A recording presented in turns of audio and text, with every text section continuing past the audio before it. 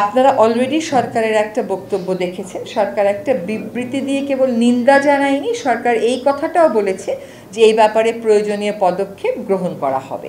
একটু আগে দেখেছি স্বরাষ্ট্র উপদেষ্টা মহোদয় বলেছেন যে যারা এটার জন্য দায়ী তাদের বিরুদ্ধে যথাযথ আইনি ব্যবস্থা তারা গ্রহণ করবেন এবং ওই ব্যবস্থা গ্রহণ করাটা পর্যন্ত আমরা অপেক্ষা করি। আরেকটা কথা হচ্ছে যে কেন পারা যাচ্ছে না, এটা প্রত্যেকেরই আসলে আত্মবিশ্লেষণের একটা জায়গা আছে। হ্যাঁ, আমরা খুব একটা আদর্শ পরিবেশে দায়িত্বভারটা গ্রহণ করি নাই এবং আমরা এর লোক ওর লোক এটা সবসময় শুনি, সে অর্থে আমাদেরকে কিন্তু ইস্যুভিত্তিক কাজ করে যেতে হচ্ছে, বিষয়টাকে প্রাধান্য দিয়ে কাজ করতে হচ্ছে। তো আমরা চেষ্টা করে যাচ্ছি, সব জায়গাতেই আমরা বলে যাচ্ছি, আমরা চেষ্টা করছি যতটা নন ভায়োলেন্ট উপায়ে পারা যায় সকল বিক্ষোভটাকে অ্যাড্রেস করতে। দমন তো আমি বলবোই না, কারণ প্রত্যেকেই তার গ্রিভেন্স প্রকাশ করার অধিকার আছে। সবকটাকে অ্যাড্রেস করার চেষ্টা করছি।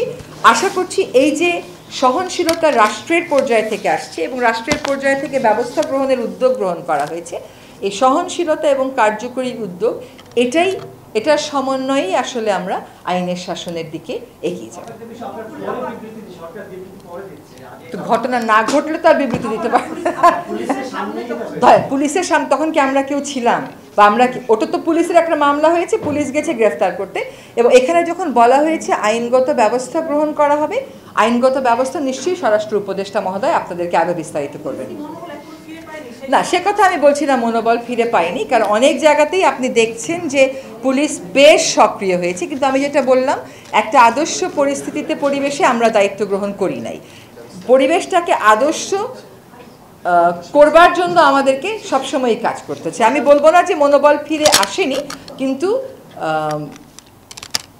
তারা অনেকটাই সক্রিয় হয়েছে, হয়তো আরো সক্রিয় হবে। অ্যাজ আই সেড আর্লিয়ার, টানা সপ্তমবারের মতো বেস্ট টিস্যু পেপার ব্র্যান্ড হিসেবে স্বীকৃতি পেয়েছে বসুন্ধরা টিস্যু। যে সন্তুষ্ট হবার কোনো সুযোগ কারোরই নেই। তবে এই মব জাস্টিস যেটা ঘটলো, মব অ্যাটেম্প যেটা ঘটলো, এটাকে আমরা তীব্রভাবে নিন্দা জানাচ্ছি এবং আমরা আবারও বলছি যে আইনি প্রক্রিয়া গ্রহণের কাজটা স্বরাষ্ট্র মন্ত্রণালয় থেকে শুরু হয়েছে।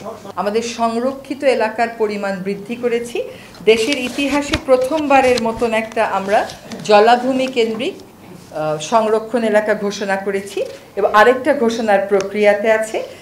আর আমার এই 10 মাসের কাজের একটা অভিজ্ঞতা বলি, যে আমি একদিন বললাম যে আমি সব ডিসি মহোদয়দের সাথে একটু টেলিকনফারেন্স, জুম কনফারেন্স করতে চাই। বিষয় হচ্ছে যে আন্তর্জাতিক মেছো বিড়াল দিবসে সব ডিসিকে একটা নির্দেশনা দেয়া হলো যে তারা যেন তাদের এলাকাতে একটা সিএনজি ভাড়া করে একটা ব্যানার নিয়ে একটা প্রচারণা চালায়, যাতে মেছো বিড়াল মারাটা বন্ধ হয় এবং এটাকে যেন মেছো বাঘ বলা না হয়।